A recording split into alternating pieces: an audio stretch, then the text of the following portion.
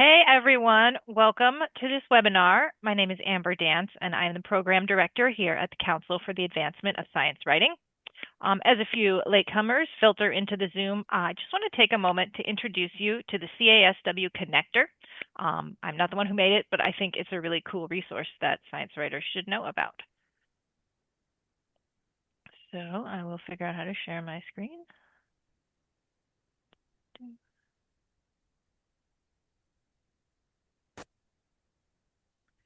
So this is CASW Connector, and what it is like a one-stop library for any resources you might be looking for in science writing. So you have an idea you think you should get a fellowship for, you can search for fellowships and grants. You have a story you think might be worthy of an award, you can search for awards that you can enter. So for example, today, if we search for appropriations, you can find a handful of resources related to appropriations. So for example, one of these is the AAAS dashboard that we're going to be hearing more about in a minute. And then there are a couple of things that CASW put together resources from covering all the crazy federal changes to science over the past year. Or an article about how the budget process works. And so part of the thing that we're hoping to do today in our discussion is to add to these resources so everyone can kind of crowdsource the best way to cover all of these appropriations topics. So our speakers, Max and Alessandra, have started up a tip sheet that'll be shared with you in the chat of some of their favorite resources. And we invite everybody who's here today to make this a back and forth, chime in with general tips or other resources that you have found useful. If you just drop those in the chat, then we will add them in to make a final tip sheet that we'll share with all registrants later on. Also, please go ahead anytime a question occurs to you, just drop that in the chat and we will collect them all to ask in the second half of the discussion. So with that, let's get to it. I would like to welcome our awesome moderator, Virginia Gewin. She's an independent science journalist in the Pacific Northwest. You may know her as the chair of the Freelance Committee for the National Association of Science Writers. Virginia, thank you so much. The show is yours. Thank you, Amber. Thanks all for joining us today, especially our speakers. I've really been looking forward to this chat. It's a pleasure to first introduce Max Kozlov. He covers life science and budgetary issues at Nature. Last fall, he received the CASW Everett Clark Seth Payne Award for his investigative stories about canceled grants and budget cuts. As well, we have Alessandra Zimmermann. She tracks federal science spending for the R&D budget and policy program of the American Association for the Advancement of Science. And she has created an appropriations dashboard that she will walk us through in just a bit. But just to get us started, let's start with Max and just have a first question of, did you intend on this being your beat? And if not, how did you end up here?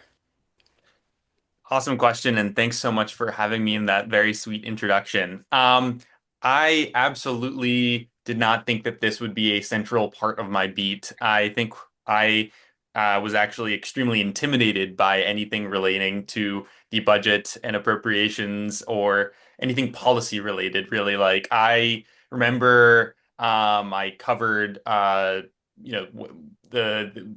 the Nature newsroom, we all kind of joined together. We joined forces on our budget stories every year because we typically write a story about health and space and what the top line numbers mean for each of these areas of science. And I think I learned a lot in that process working with others, but I think I preferred to stick to more science-driven stories. And this year, though, it's been a really essential part of the reporting about the Trump administration, and each story has felt extremely impactful. So I'm glad that I had that basis, that foundation of kind of covering it much less than I have in the past year.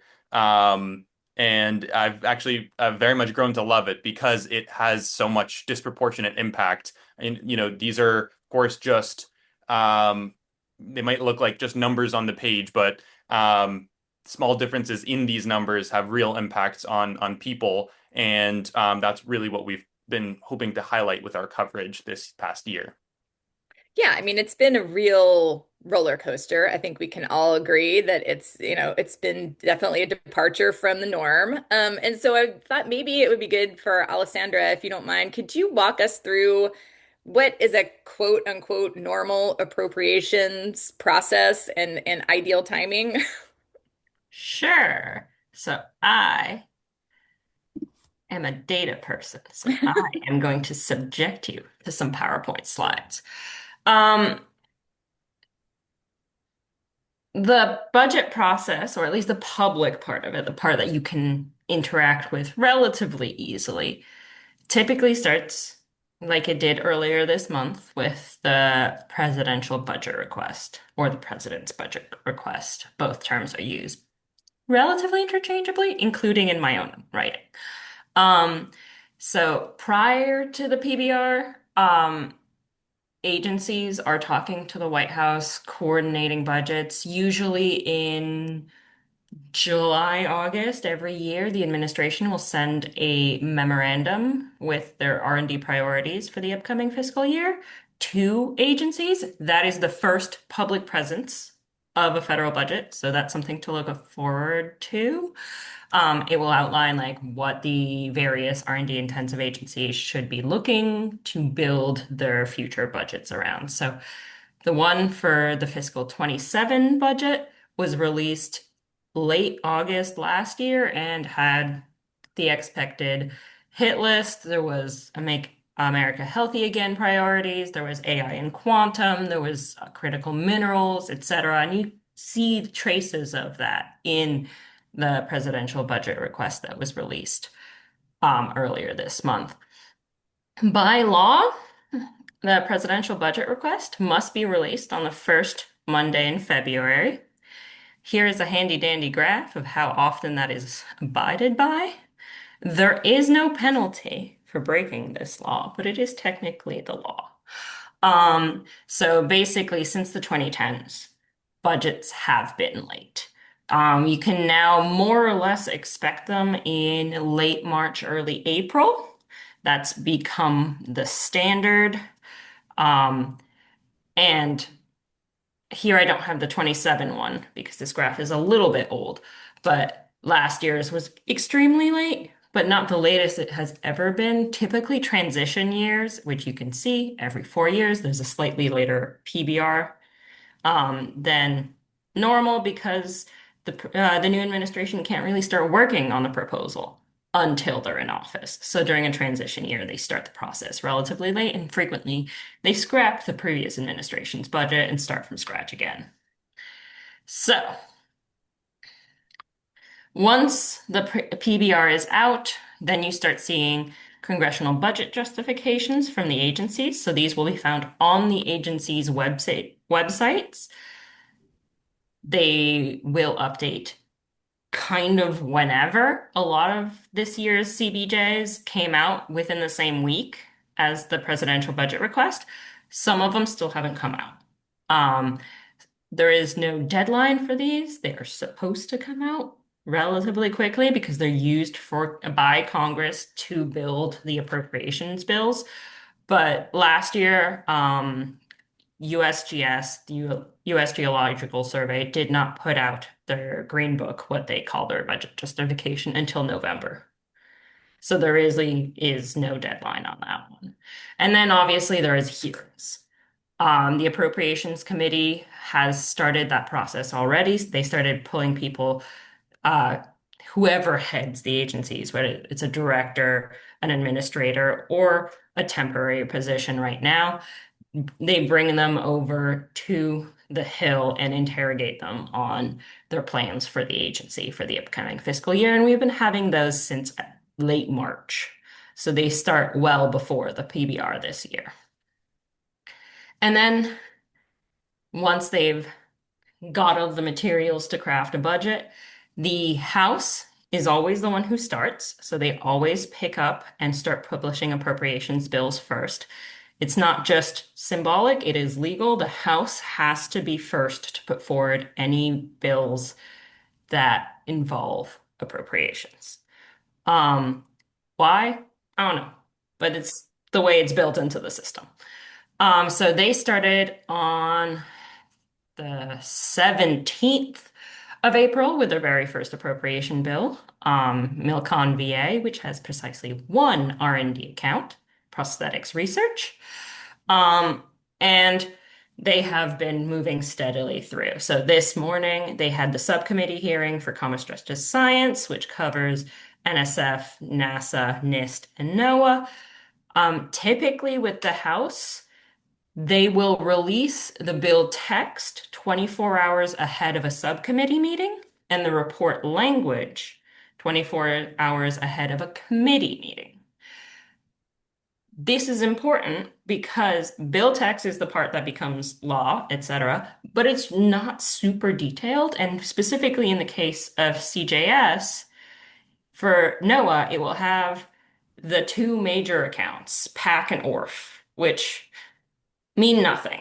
They're not programs, they are accounting pieces. So the report language will indicate how those two, which is basically like all of the infrastructure and then all of the staff and salaries, get allocated across their various programs. For example, whether or not they will reject the defunding of NOAA's research arm that the presidential budget suggested will not be known until that report language comes out. So there is levels of detail to the different documents. Report language is essentially the instructions on how to interpret the bill text, but it is not law. So if something is to be legally enforceable, it has to be in bill text. If I want to know what they think, I'm going to find it in report language. Then at some point, typically in mid-June, the Senate starts doing their appropriation bills. They are going to do things roughly the same way. I say roughly because both chambers have 12 appropriation bills that have the same jurisdictions, but they go about doing it differently. The Senate will release text in paper at the physical hearing. So if you want an advanced copy, I highly recommend going to those subcommittee and committee hearings in person because you can get a paper copy like at the hearing proper, online within 24 hours after the hearing. So if you are not physically in person, you do have a significant time disadvantage on understanding the contents of the bills. And they tend to release both the bill text and the report language at the same time because they tend to skip the subcommittee level, or at least they did very often last year. They would just roll out the bills at the committee level every single time because they wanted bipartisan agreement on the bills, basically the ability for the bills to potentially pass the full Senate every time because they have a filibuster, while the House started at the subcommittee level and then moved the bills up on party line the entire way through the process. So they have the same bills, the same jurisdiction within the bills, but they go about it slightly differently, and that may matter in how you report and what you have access to report on them. And then, because they created two completely separate budgets, they eventually have to conference them. This typically happens after the start of the fiscal year. So they will get as much as they can passed through subcommittee, committee, and then chamber floor up until the fiscal year starts. Last year, the House managed to pass 7 bills, the Senate 3, before they started the conferencing process. So they do not need to pass all of them through the chamber floor before conferencing happens. There just needs to be enough to discuss.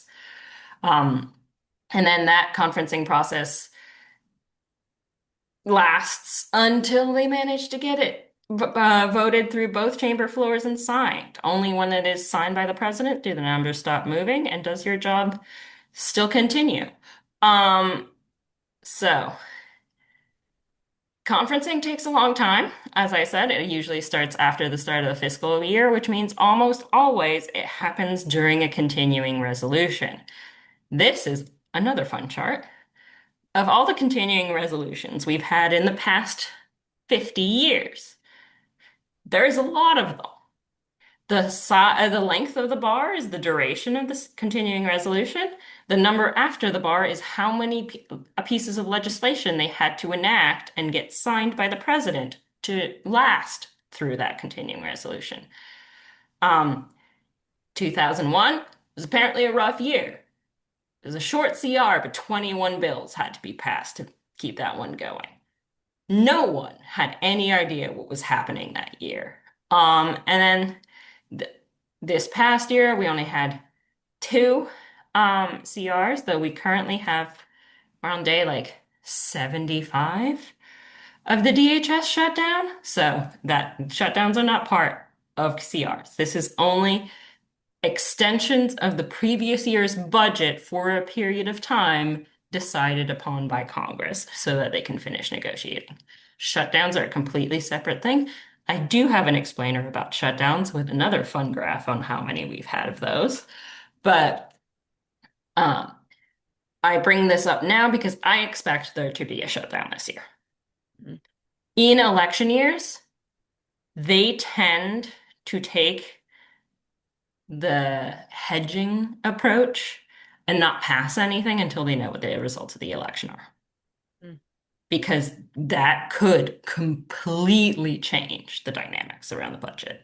So more than likely, they will give themselves a CR until mid to late November so that they can regroup post-election during the lame duck and figure out what they want to do with it.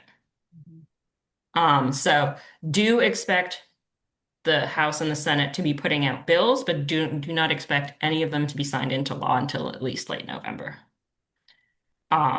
Just in terms of your reporting timeline.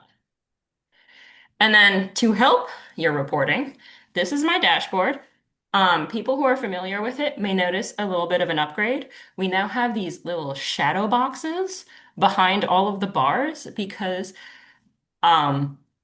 that way you can hover over it and still see the number even if it's a small decrease or no decrease at all. So you can hover over the light blue bars every single time to see all the details because this pop-up box that is on the second image is what is shown when you put your cursor over any of the populated bars.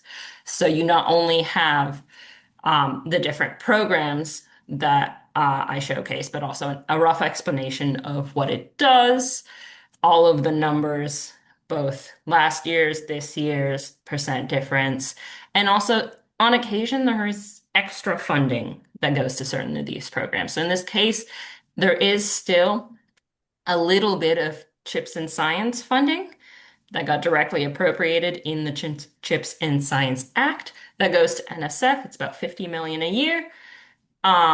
And I note that that is an extra account that is present. I also have these for defense, ag. Previously, NIH had the 21st Century Cures Act. So I try to keep track of some of the mandatory spending that would impact these accounts, but I do keep it functionally separate so that you know exactly where things come from. And then if staring at bar charts is not your vibe, I'm sorry. But also I provide a report that has all of this in words so that you can contextualize the appropriations dashboards. However, the reports take more time to write than updating the dashboard does.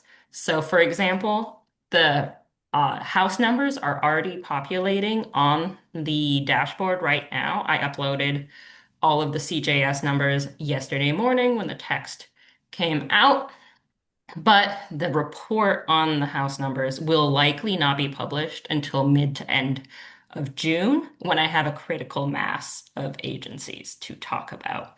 So the dashboard is going to be slightly more real-time updates, but as always, feel free to contact me if you have questions, because I know you guys work on much quicker timelines than most of the people I talk to.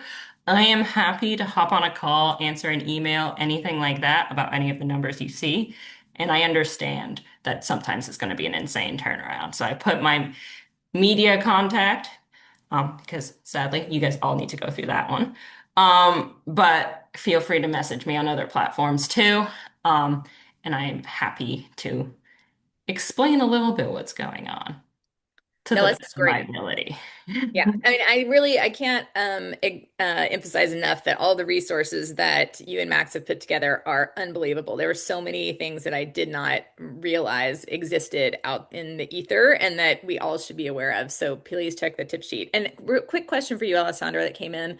Can you explain the difference between subcommittee and committee, just so that people understand the difference? Yes. So subcommittee is the subcommittee has jurisdiction over just one of the 12 appropriations bills. So way back when, like over 200 years ago, they created the 12 subcommittees of the Appropriation Committee, and they had roughly even portfolios finance-wise. Over those years, wildly uneven. So now there is one subcommittee that is defense. It contains only the Department of Defense, but that is half of the appropriations budget. There is a subcommittee for legislative affairs that it contains the funding for Congress. It's like 0.07% of the appropriations budget. So each subcommittee has jurisdiction over just one of the 12 bills. And then the committee has jurisdiction over all 12.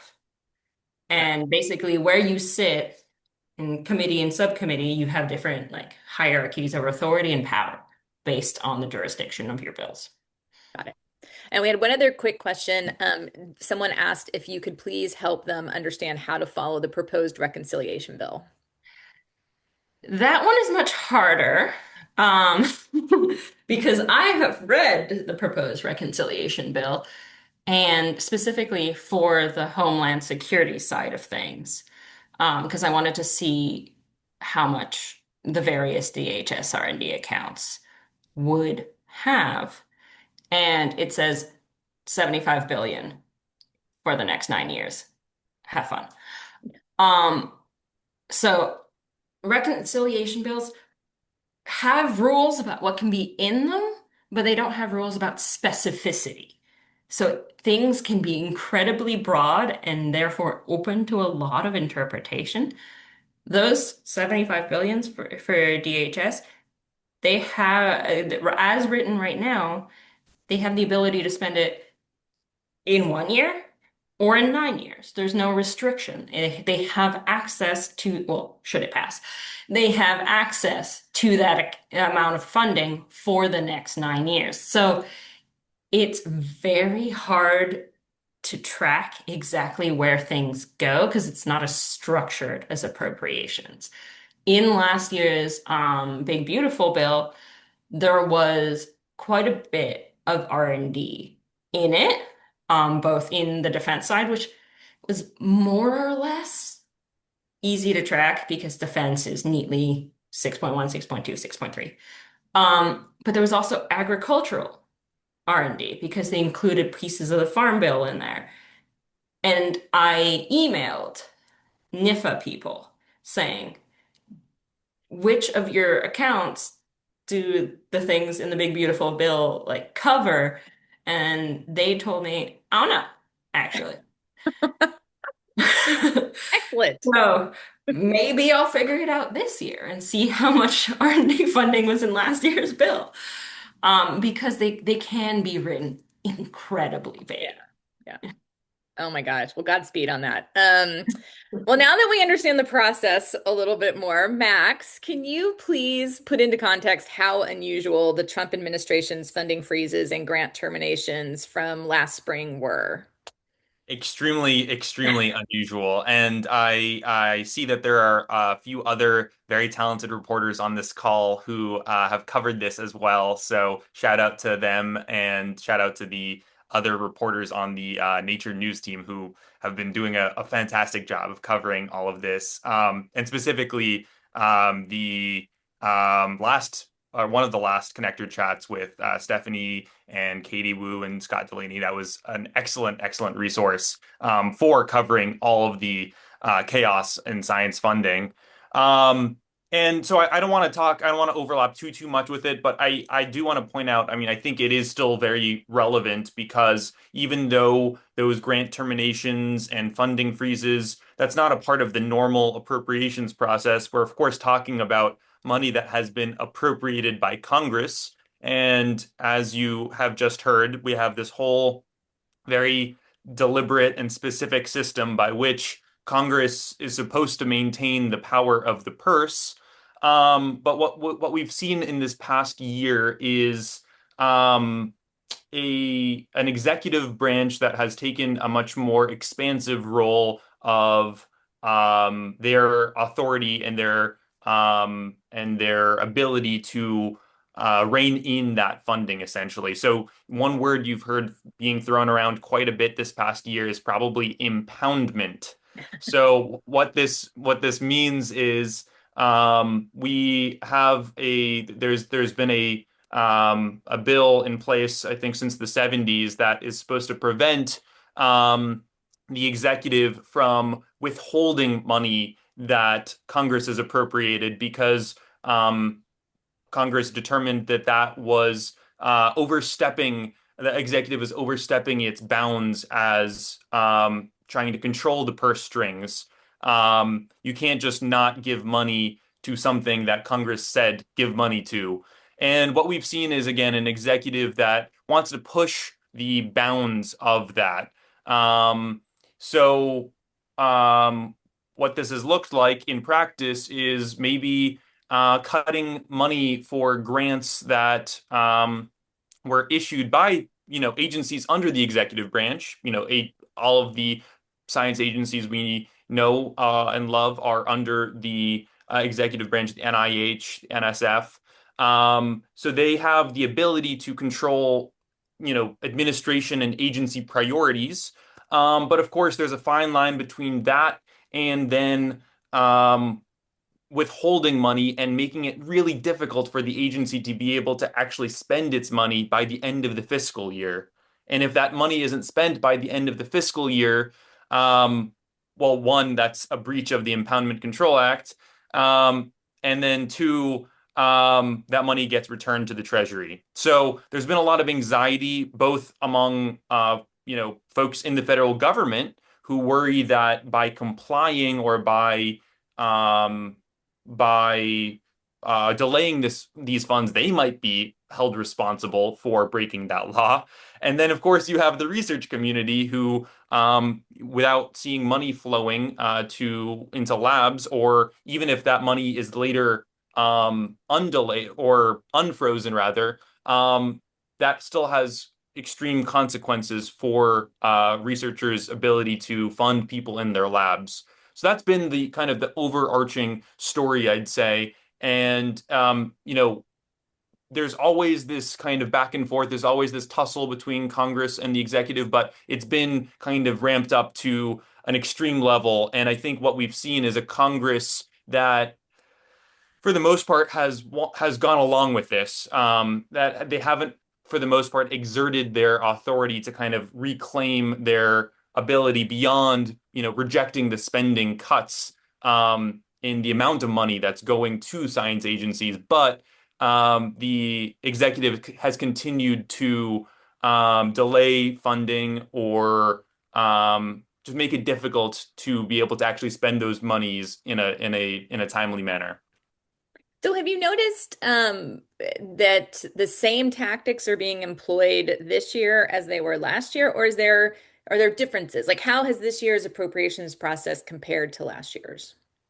That's a great question. It has looked a little different. I mean, both are chaotic in their own rights. I mean, last year, I feel like I didn't know it at the time, but oh my God, that like those months between January and like June were absolutely absurd. I remember having a whole queue of stories, and like the lowest priority item on that queue was like the highest priority item in like the before times. Yep. So I wouldn't say it's at that level now. Maybe it's also some of the initial shock has worn off. Mhm. I mean, because what we saw last year was in the first weeks of the administration, there was kind of this blanket freeze on all federal funding. So we don't have anything like that this year. But what we're seeing is, I would call it almost more, I don't know if institutionalized funding delays is quite the right word, but I guess some of the dust from the all the rapid changes last year have not fully settled. And what I mean by that is, um, for example, at NIH, because of all of the personnel changes last year, and the reductions in force, they're having trouble getting money out the door because they don't have enough people to actually process those grants. That's a problem. What we've also seen is, instead of um, uh, I mean, we've seen kind of other perhaps impoundment techniques. I covered one of these in a story earlier this year, with two of my great colleagues. I see Alex Witzy's on the call here as well. The White House stalling release of approved science budgets. That was because of this word that I'd never heard of. I don't think many of us had heard of, called apportionment, that comes after the appropriations process, by which the executive actually releases the funds to the agencies. And the reason that they have this is to make sure that the agencies don't overspend their authority, because that would be a big no-no. But that process has been weaponized, I would say, has been a tool of executive control over funding, both at science agencies and other agencies. Any agencies that are kind of either agencies or programs that are disfavored by the administration have had a tougher go at it with actually getting the approval to spend their money. Um, that was something. I mean, it happened last year as well, but we saw it kind of deployed en masse for science agencies, and we cover the implications of that for both NIH, NASA, and NSF in that story, that I believe is in the chat now. Yeah, and this year we've also seen quite a bit of the uncertainty of last year has been formalized into policy positions and statements. For example, last year we had the executive order on uh, I forget the exact terms, gold star science. Gold star. It's always gold star science. Um, but now NIH has its unified strategy, which is the agency's interpretation of that executive order, and provides an explicit and laid out version of how the new extra steps for grant funding approval are going to go forward, but it does provide an extra layer of bureaucracy that slows things down. NIH has been, I believe, the most transparent about how it's implementing this. NSF and all the other grant-making agencies, DOE, DoD, do have to comply with this executive order as well. There's just a little bit less detail on how those are complying, but we have these layers of bureaucracy that are over top of existing structures. The apportionment battle, part of it was that they added new layers of oversight on spend plans. They wanted more detail on spend plans than they previously had, which is not illegal, but it does slow things down. So there is new layers of bureaucracy on top of the existing structures that we have seen this year that are now formalized, rather than last year, people were just unsure what to do. So if 2025, if the big word was impoundment, 2026, it's apportionment. Are those the two biggest forces that, we're kind of trying to track? And is there anything else that is also happening? I mean, there's reconciliation always in the picture. They're hoping to put 1 to 3 bills out this year covering it. Reconciliation is more limited in its contents. It has to impact the budget. It is typically for mandatory spending, not discretionary, though that has been a very fuzzy line in the past. And it is very frequently related to taxes or revenues. So its impact on science is a little bit more limited, but any funded that is granted to an agency outside of the appropriations process is considered mandatory spending. Hmm. Hmm. Let So me also any funding that is granted through reconciliation would be mandatory and therefore not discretionary, and that's where that fuzziness happens. And that's how it happened last year with DoD and Ag. Yeah. I also wanted to quickly jump in and say, and this point's highlighted in the tip sheet that we've collaborated on, so definitely check it out. But the you have to look a little bit beyond the top line numbers as well. There are often provisions, specific call outs for specific programs or fund this, not that. And one very important one that I've been following this year that started last year, but it's been kind of formalized into the bill language this year is this forward funding bit at NIH. So this is again something, and maybe this is the whole theme of this whole call, is these are very wonky, very quite boring details, but they really, really, really matter. And this is the way that I think the administration has been implementing a lot of its priorities is through these really wonky processes like apportionment and forward funding. And in a nutshell, what this means is the NIH is setting aside a certain portion of its funds to give to grants all at once as a lump sum rather than over 5 years, over five different budgets, which is what they typically do. And this has been a huge problem because if you give a lot more money from one year, of course, that means that you can fund fewer grants. And that's something that there was a lot of anxiety about among researchers last year because it takes something as competitive as the NIH uh, application process, and that's already extremely competitive and makes it even more competitive.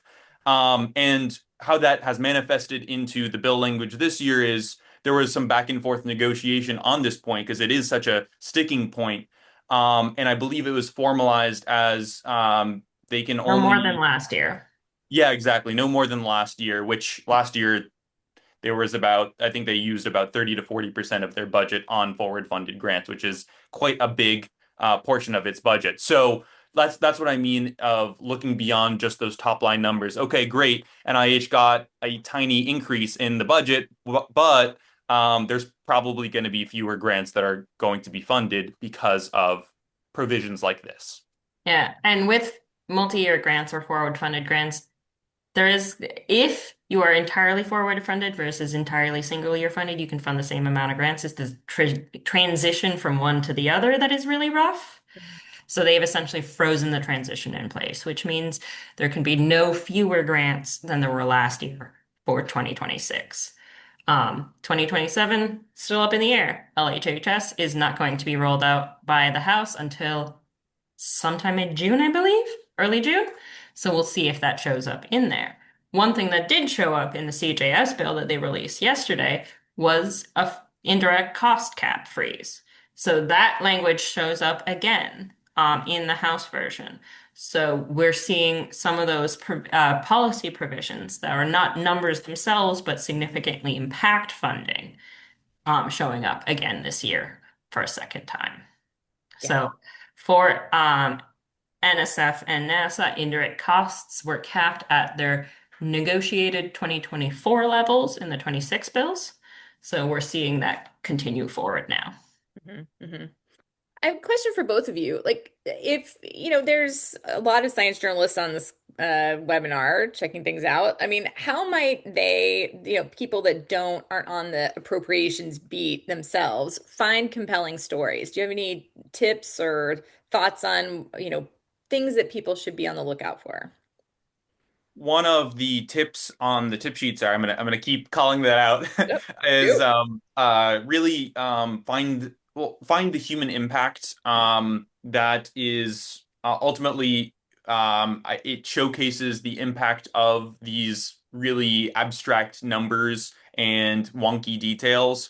I know that's always easier said than done, But what I'm talking about is, as you're conducting your interviews for, doesn't matter what story, it's something that, I often tack on. I might say, have you noticed any kind of anything strange going on with your grants, or like, have you gotten your grants on time? Um, what, how do you, what do you think about the budget that was proposed for next? I mean, little things like this. I mean, um, I've found stories that way, and I mean, even uh, the White House apportionment story I was talking about earlier, that arose from a contact that I had from a previous story reaching out and saying, hey, there's this really weird thing. I don't know if we're going to be able to spend money uh, on grants because we don't have the money, somebody at NIH.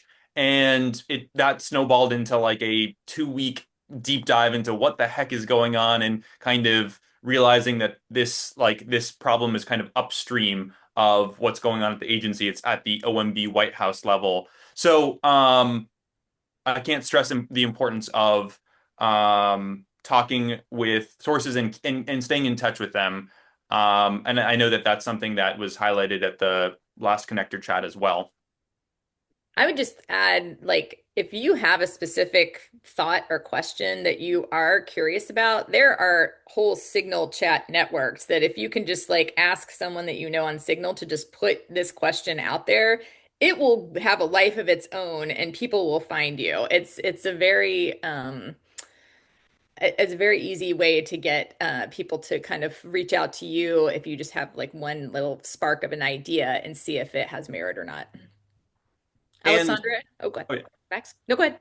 The one last thing I'll say is both human impact, but then also sometimes like the data really do speak for themselves. Like if you have a really compelling chart or data point, that's like, if you're like scrolling through your feed and you see just a kind of eye-popping chart, you'll just stop in your tracks. And I can, give you a quick example of what this looks like from a couple of the stories that we have done. I mean, this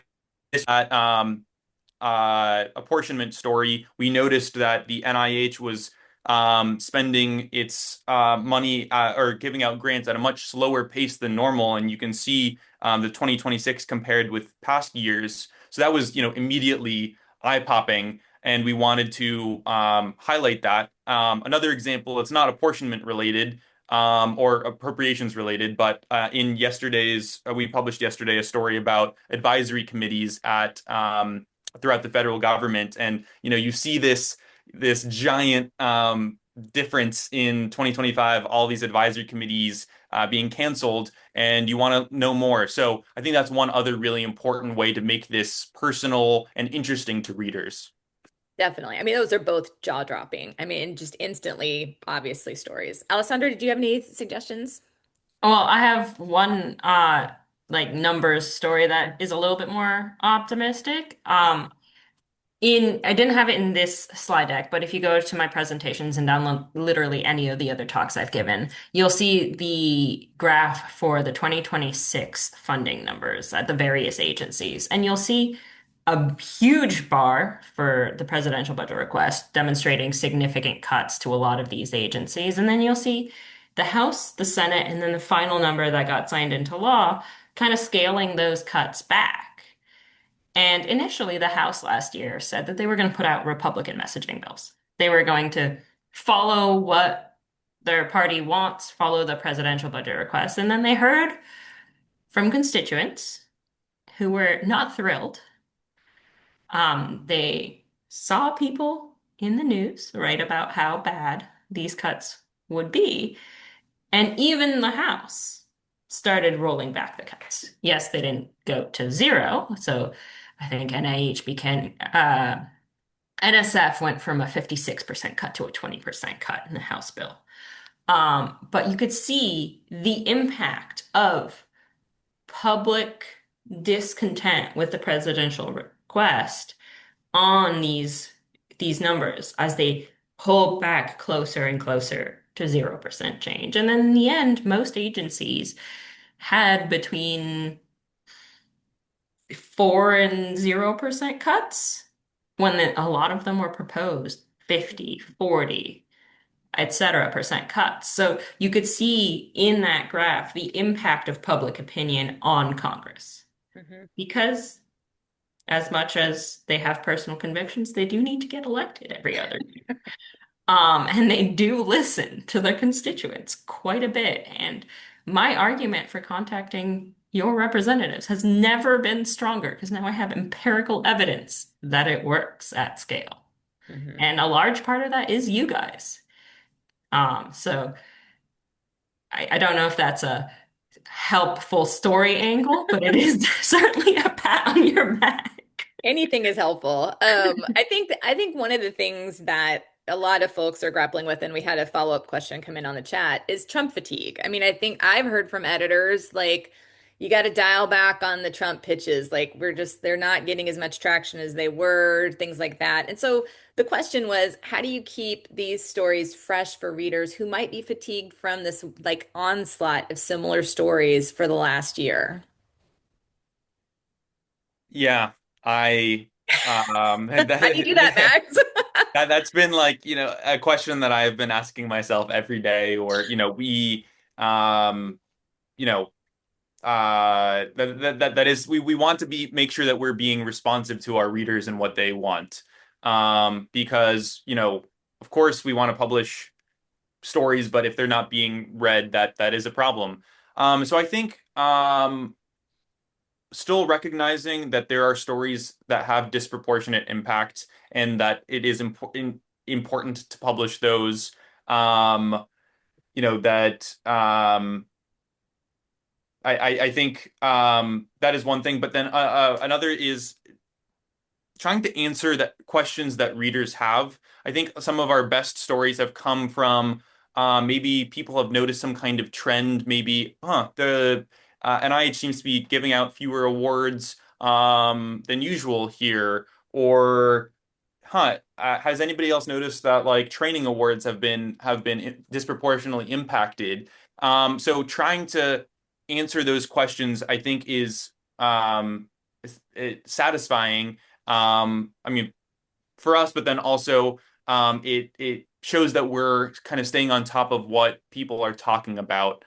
Um, I think those are a few things. I think, like I said, calling attention to data, I think can keep things fresh because it's hard to cover something that is ongoing, and even if the damage is kind of compounding, of course, like you can't really run a story with the same exact headline. So you do need to find a different way into the story, whether that is um, focusing on the data, focusing on a specific human impact portion of it, trying to answer a specific question that folks have. I think those are ways that we've been trying to keep things fresh. Yeah. For me, part of it is like, yes, you do have to be aware all the time of what the budget is. That is something that has been part of my job for several years and everybody else is relatively new to, but it is important that this budget process is in your consciousness every year, because it never ends. The budget is an annual fight that takes 18 months every year. Um, the other thing is we're now getting to a level of detail that we didn't have last year. Last year, I'd answer questions like, what is appropriation? Now I'm answering questions like, what are the legal ramifications of the footnotes on apportionment data? Mhm. So we're getting narrower and narrower in our scope as the big stuff has already been covered, it continues to happen, but people are more or less aware of it. We're getting more and more granular in what I'm answering. So Mhm. that because people have thought about the budget for the past year and now have a little bit of prior experience with it. Yep. Yep. We had another question come in, just to talk a bit about timing again. And the person mentions that a lot can happen in the brief time between report language and the bill language. And, it can be very whiplashy. So how do you approach that? Do you let it just settle and just see what comes of it, or do you get on it straight away? Like, how do you approach that? In terms of my reporting, as soon as I have my hands on a Yeah, document, I'm uploading the yeah. dashboard. And then when like amendments come out, I scan them to see if any of them impact the accounts I track. And then when report language goes through, I go through it. And so I'm just constantly updating. And that's why we've moved to dashboards instead of static reporting, because I am updating those multiple times a day sometimes. Wow. So it's kind of like having I have a little bit more flexibility because I don't have to like put in an edit notice every single time. I'm just refreshing the dashboard on my end. But yes, there is some days where I'm just constantly putting new data. And when the presidential request first came out, they released a summary page at 7 a.m. that had some really rounded numbers. So I put those into the dashboard, and then 4 hours later, there was the formal presidential request, which had slightly less rounded numbers. So I went back and re-updated all of those numbers, and some of them changed by a couple tens of millions because the rounding on those get pretty large. So like you kind of just have a narrowing of specificity as you find more and more data. But that is something that I can do because it's not a static piece that is published once. Yeah. In my reports, I do update them, and I do have to put a note saying they've been updated if I find something out later. But I try to do those at the end when I have collected as much information as possible. So that's why the House report will not come until late June. Got it. Max, how are you navigating that? Are you like letting things settle a bit and just like, I guess in terms of just trying to like have the most impact with the stories that you do? Yeah, in terms of kind of the stories that we're pursuing, or Yeah, I guess I'm just kind of curious, like what, how you're approaching, like with mindful of Trump fatigue, how you're like what your list of stories that you're following looks like, and how you decide when it's go time, and how you navigate that. yeah. Um, I would say I don't know. I understand the concept of Trump fatigue, but I think that hasn't been the reason. Like I'm still kind of pursuing these stories because they ultimately really matter for our Yeah. readers. Um, so I mean it's not to say that we are not. I guess we're cognizant of that, and I think we spend a lot of time in thinking about how to frame our stories so that they do um, answer reader questions, and so that they do like people want to stop and read them rather than just kind of scroll past them because it's another doom and gloom piece. I mean, I think it's been I'm very fortunate in my editor is very keen on the mental health of all of us on our team, and so we are able to intersperse kind of some of these really hard and very heavy stories with um, other kind of more maybe lighthearted stories. Um, I at the same time though, I think sometimes I've heard maybe the criticism of like, why are you focusing on all the negative? Like, aren't there some positives in all of this? And when that is true, we will absolutely highlight that, but also just because we want a narrative to be true doesn't make it true. And that's been something that that I've been really trying to keep in mind for all of our stories. Um, I, you know, I think that there was a bit of this in with the when Congress rejected the budget cuts proposed by the administration, right? I mean, that is that was a positive thing, Yeah. don't get me wrong, but I think with how we understand the Trump administration and how it has again um its history of delays and kind of some of these other things, I think the story is not as straightforward as maybe some people wanted it to be. So I think we're trying to inject that nuance into our stories, and that's obviously very hard when you only have, 750, 800 words for your stories. Well, you're a Yeah. master at it. You're really good at creating, like getting the nuance in there. And so that's very helpful. Yeah. Sandra, did you have something to say? Yeah, speaking of things changing very fast, DHS is no longer shut down. Oh, all right then. Apparently, the House unearthed the Senate bill that funds everything except ICE and CBP, and they passed it, and DHS is getting funded now. Wow. Breaking. All It's right. only fitting Yeah. that it happened during this call. Exactly. That's why I was Excellent making timing. a face to the side because I was like, I didn't th think they were still thinking about this bill at all. They were fully on the reconciliation train. But yeah, apparently it's no longer shut down. All right. Well, good to I'm know. lying.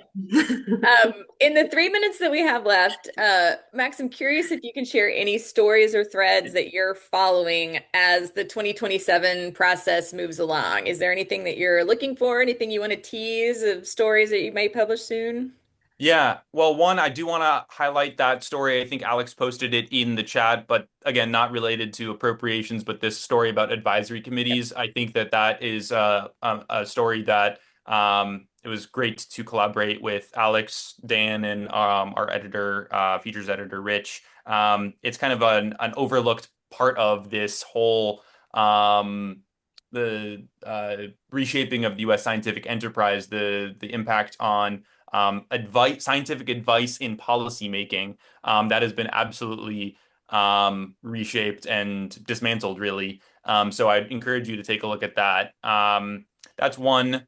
Another thing, and this kind of relates to some of your earlier questions. I think last year it almost felt like sometimes I was handed stories on silver platters because you had like these kind of crazy, the Trump administration is freezing all grants. It has removed four NIH institute directors from their posts, right? I mean, it's not to say that all of these things, like big things like that aren't happening anymore, but I think there's been a lot more active work, I think, on my part to still find stories that really resonate with readers, rather than, it being kind of handed to me on a silver platter. So I'm still following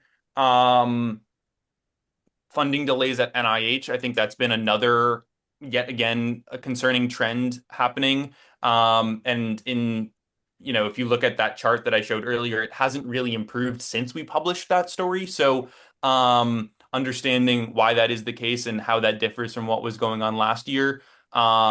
And the problem is there are many causes, and they've been kind of highlighted in other stories. I mean, between the apportionment thing that we covered, the lack of staff, and these kind of lengthy reviews that staff have to do to make sure that grants comport with agency priorities. That's been something that I've been looking into. Well, Yeah. this is amazing. Oh, go ahead, Alessandra, please. I was just going to mention one thing we didn't talk about, but is technically a portion of appropriations is staffing. Hmm. So I watching how staffing either continuing to cut staffing levels at certain agencies or increasing staffing at certain agencies, which I have a dashboard that tracks federal staffing intentions. So my FTE tracker looks at the presidential budget request as kind of a metric of where they intend different programs to be staffed at. And seeing how that shakes out, because some agencies are now rehiring people that they fired, some agencies are continuing to cut staffing levels, and how that impacts their ability to function. Yeah. Amazing. Um, Alessandra and Max, thank you both so much for the work that you do, for sharing your insights with us. This has been so good. I hope that everyone can take advantage of the tips that you've outlined. And thanks so much to everyone for attending. And let's give everyone a round of applause. Thank you. Take care.